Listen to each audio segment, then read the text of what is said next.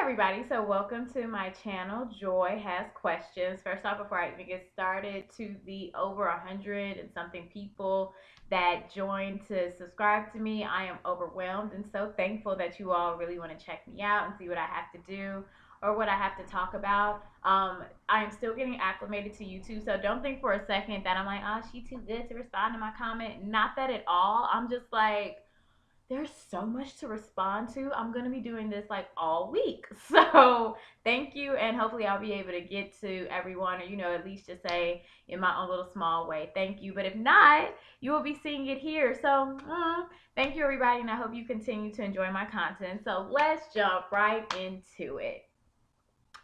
At approximately like 8:10, I finally decided to stop rolling around in bed and get my day going and see what was happening in the world of the Wicked Witch of the West, aka Trump's America.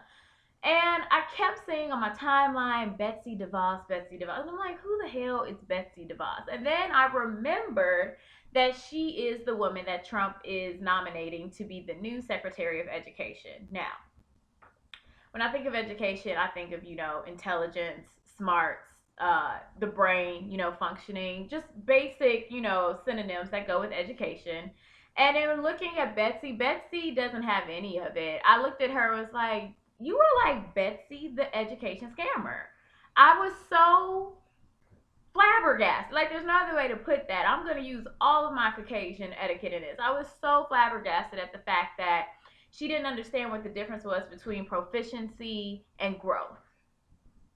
You have not set a tiptoe in a public school system. She hasn't watched Light It Up. She ain't seen Dangerous Minds. She doesn't know about Freedom Riders. Like, you ain't even watched a movie about public school teenage drama, let alone actually been in a public school. Your kids haven't gone to public school. Like, every senator who stepped up to the mic, and touched it, was like, yes, Betsy. So please explain to us why you are qualified for this position. And every time she was sitting there looking like Condoleezza Rice, just confused and didn't know what the hell to say. So then Bernie Sanders goes, well, girl, how do you feel about making school free? Because the majority of people in this country get defrauded by like Sally Mae and, Fed loan programs.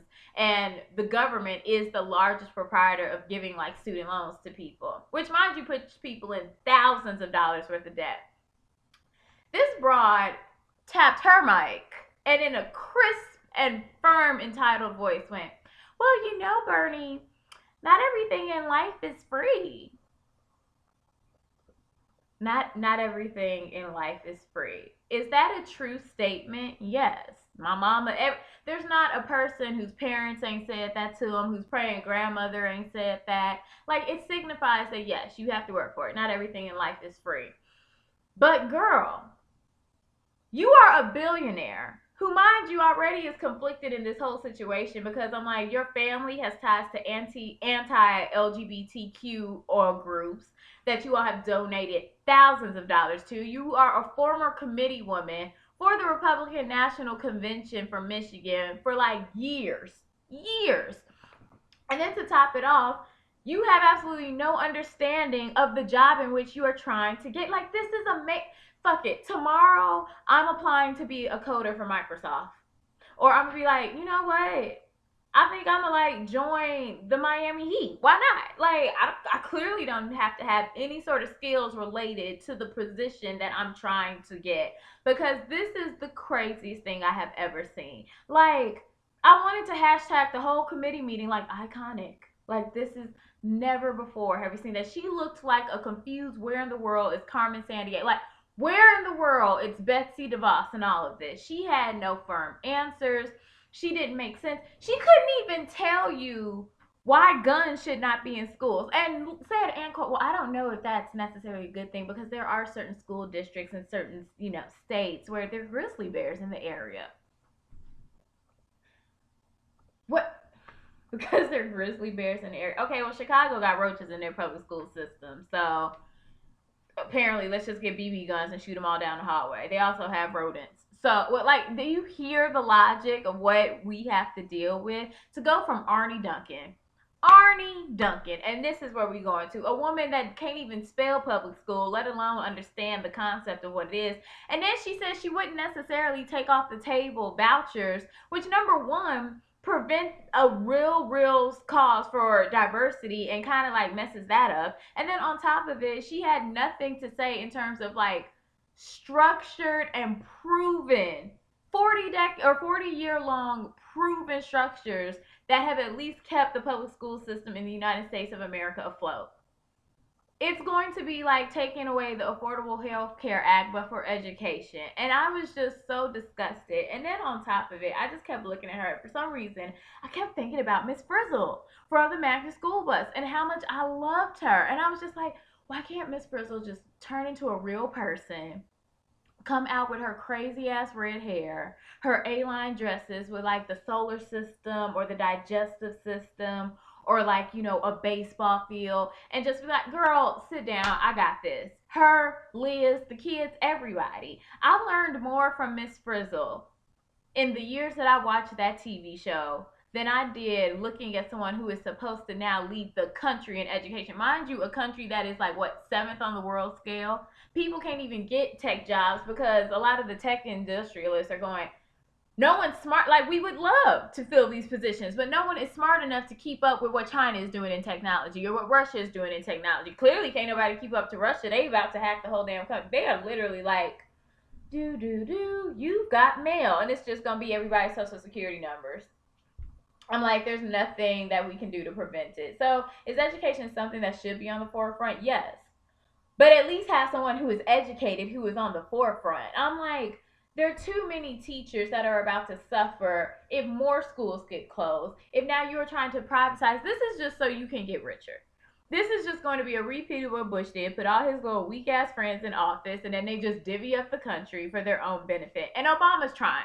He really is trying to like just get everybody, some sort of protection. Trevor Noah on The Daily Show said something that I could not agree more. He was like, basically, Obama is trying to baby-proof the country from the bullshit that Trump is trying to do to it.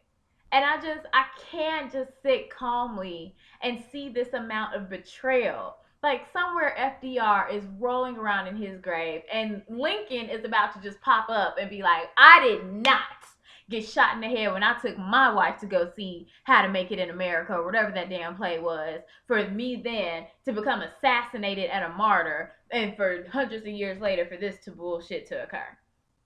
It's fascinating, and I probably would appreciate this more if I didn't live here. I just feel like I could not believe it. Every senator was just like, girl, what do you know? And I'm not one to like be like, oh man, you're just being hard on her because she's a woman. I'm all about equality. But no, for real, she's stupid. Like, she's really dumb. I did not understand it at all. All she needed was like a rattier wig, a faux fur coat, and like a deep V slinky dress, and I'd have been like, okay, well, there goes Joanne the scammer right there. I'm looking at her. And then had the nerve to be like, well, I mean, that's something that like, she just knows she got it. I'm like, girl, your clearance ain't even came back from if it's a conflict for you to even get this appointment. And she's just sitting there like, but I mean, Zaddy said I got it. Trump said I have it, so I have it. I just really want to bing and blink my eyes and just be in like 20 already. I want to be there. And tragically, Friday is quickly approaching, but at least to get me through the day, I'll have Cardi B's mixtape dropping, because this is some nonsense. This is crazy. Like, she literally, I just can't. Everybody, I hope you understand my pain. Please go educate yourself. There's so many different outlets that are recording. Hell, even Shade Room and Baller Alert. When they start putting up things of a political nature, that's when you know it's some shit. Because Baller Alert only cares about, like, what lace frontal Alexis Sky was wearing as she, like, got caught up in a sex tape scandal. Like, they do not go for, like, deep news. And for them to be like, no, for real, y'all, did y'all see this shit? Like, that's when I knew. That's when I knew. So, where in the world is Carmen Sandiego? Apparently about to be sitting in the Oval Office along with the rest of the minions destroying the country. This is your girl Joy Has Questions. If you have any questions or comments, feel free to comment below. And I will see you guys later on tomorrow. Just pray for me, y'all, because I'm literally about to go there. Good night.